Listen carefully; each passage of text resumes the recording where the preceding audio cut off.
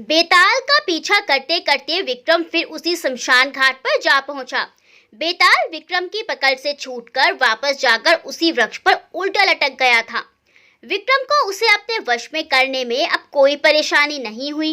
उसने बेताल को अपने पीठ पर लादा और साधु के पास चल दिया। विक्रम, तू भी बड़ा जिद्दी है, मानता ही नहीं। कितने बार समझाया है कि वह साधु बहुत बड़ा ढोंगी है। कोई बात नहीं, इस बार मैं तुम्हें एक नई कहानी सुनाता हूँ। तुम बस चुप रहना, बोलना नहीं।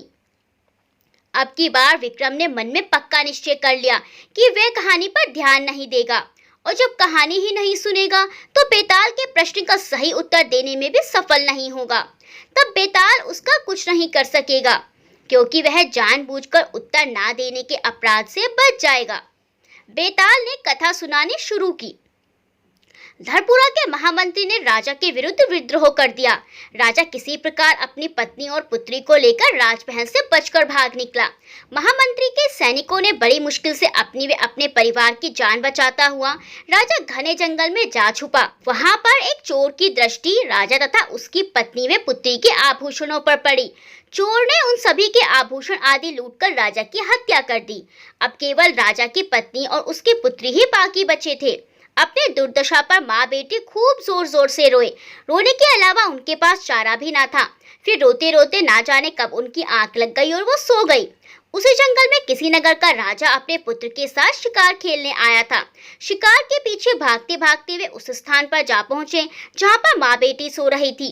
जंगल में दो अकेली स्त्रियों को सोता देखकर वे हैरान रह गए। पिता पुत्र दूर खड़े होकर उन दोनों को देखते रहे। पुत्र ने कहा, पिताजी, मैं कुंवारा हूँ और आप विधुर, क्यों न हम दोनों इनसे विवाह कर लें।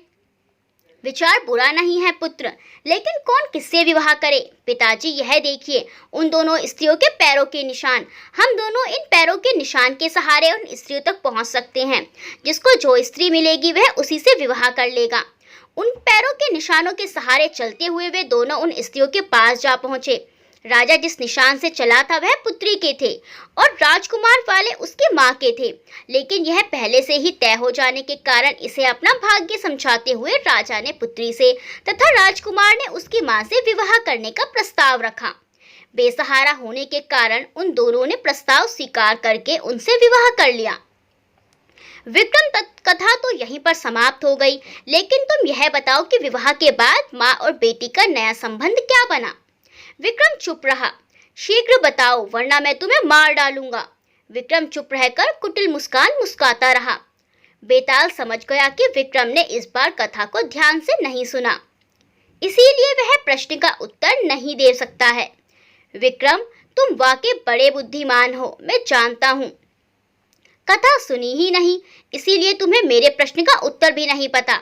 ठीक है, अब तुम अपने वचन का पालन करने में सफल हो जाओगे, लेकिन अब मेरी बात बड़े ही ध्यान से सुनो।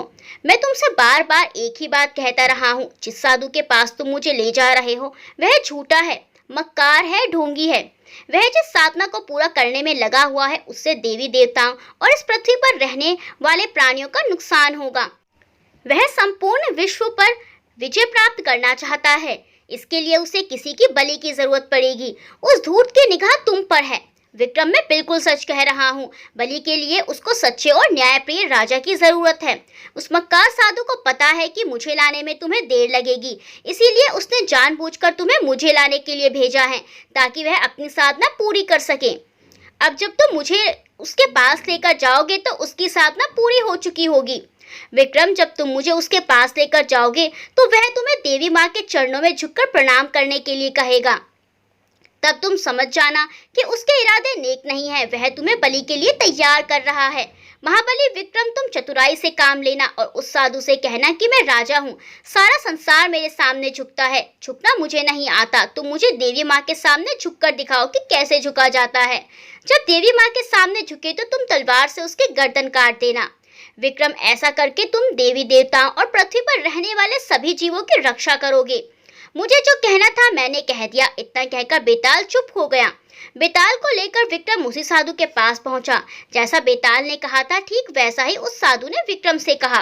विक्रम ने उसे वैसा ही उत्तर दिया जैसा बेताल ने समझाया था। साधु विक्रम को यह समझाने के लिए कि किस तरह से देवी माँ के सामने सर झुकाया जाता है, देवी माँ के सामने झुक गया। जैसे ही उसने देवी माँ के आगे सर झुकाया, विक्रम ने अपनी तलवार से उसकी गर्दन काट दी।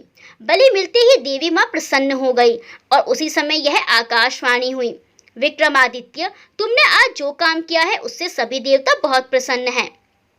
तुम महान और चक्रवर्ती सम्राट होंगे, तुम्हें संसार में यश की प्राप्ति होगी, तुम्हारी गाथा युगों युगों तक लोगों के बीच कहीं सुनी जाती रहेगी। फिर सब कुछ शांत हो गया। बेताल भी आजाद होकर उड़ गया। विक्रम अपने राज्य में वापस लौटा, जहां उसने शांतिपूर्वक राज्य किया। दोस्तों, वीडियो को लाइक करना बिल्कुल ना भूलें। मिलते हैं अगली वीडियो में एक अच्छी सी मजेदार चटपटी कहानी के साथ। तब तक के लिए बाय बाय।